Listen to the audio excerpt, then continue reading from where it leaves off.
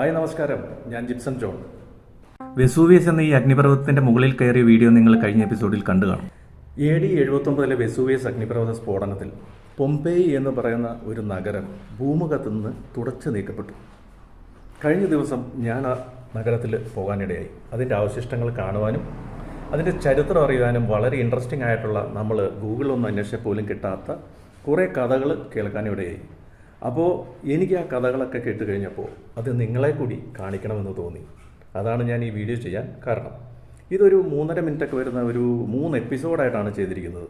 അപ്പോൾ ഈ 3 എപ്പിസോഡുകളും നിങ്ങൾ മറക്കാതെ കാണുക. അന്നത്തെ അവരുടെ ആ ജീവിതവും ജീവിത രീതികളും അവരുടെ അവസാന നിമിഷങ്ങളും സാങ്കേതികവിദ്യയുടെ സഹായത്തോടു കൂടി വിഷ്വലൈസ് ചെയ്തിട്ടുണ്ട്. അപ്പോൾ എല്ലാവരും ഇത് മറക്കാതെ കാണുക. നന്ദി, നമസ്കാരം.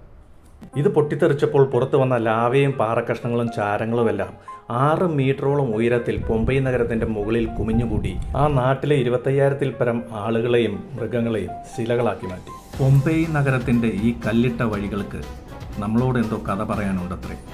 വെസൂവിയസ് അഗ്നിപർവ്വത സ്ഫോടനത്തിൽ മണ്ണടിഞ്ഞു പോയ ഒരു നാഗരിക സംസ്കാരത്തിൻ്റെ കഥ.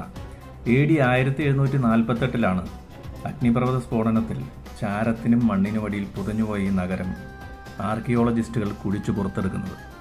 ഏകദേശം 600 ഡിഗ്രി ചൂടിലെത്തിയ ലാവ അന്തരീക്ഷത്തിലെത്തിയപ്പോൾ പെട്ടെന്ന് തന്നെ തണുത്തുറഞ്ഞത് മൂലം ഇതിൽപ്പെട്ട ആളുകൾ ശരിക്കും പറഞ്ഞ ശില പോലെയായിപ്പോയി. അതുകൊണ്ട് തന്നെ വളരെ വർഷങ്ങൾ കൊണ്ട് ഈ മൃതശരീരങ്ങൾ ദ്രവിച്ചു പോയെങ്കിലും ഇതിരുന്ന ആ ഭാഗം ആ മൃതശരീരങ്ങളുടെ അതേ ആകൃതിയിൽ പൊള്ളയായിട്ട് അവശേഷിച്ചു.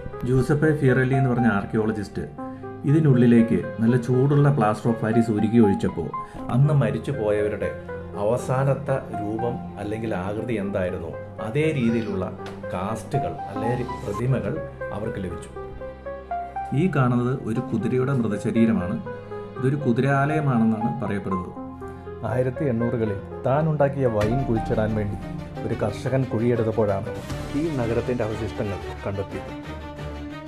പൊംപെയി ശരിക്കും പറഞ്ഞാൽ ഒളിപ്പിച്ച് വെച്ചിരുന്നത് ആർക്കിടെക്ചറിൻ്റെ ഒരു വിസ്മയ ലോകവും പൗരാണിക നാഗരികതയുടെ അവശിഷ്ടങ്ങളും. നിങ്ങൾക്കറിയാമോ, ഇന്ന് കാണുന്ന പല ഫേമസ് ബിൽഡിങ്ങുകളും പണിതിരിക്കുന്നത് പൊംപെയിൽ കാണുന്ന ബിൽഡിങ്ങുകളുടെ അതേ മാതൃകയിലാണ്.